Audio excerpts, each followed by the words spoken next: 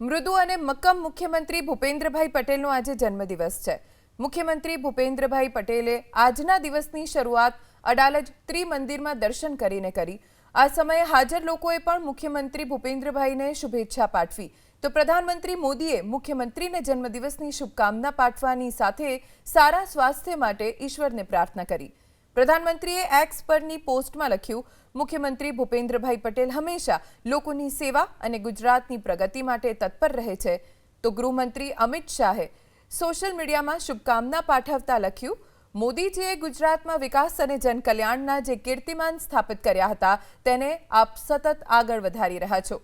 સોમનાથ દાદાને આપના સુખદ, સ્વસ્થ અને ઉત્તમ જીવન માટે પ્રાર્થના કરું છું।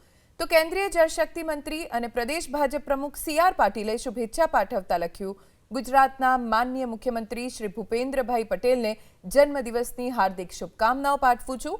આપ શ્રીને માનનીય પ્રધાનમંત્રી નરેન્દ્રભાઈ મોદી સાહેબના નેતૃત્વમાં ગુજરાતના વિકાસને વધુ ગતિશીલ બનાવી વૈશ્વિક ફલક પર ગુજરાતનું નામ વધુ ઉજ્જવળ બનાવ્યું છે।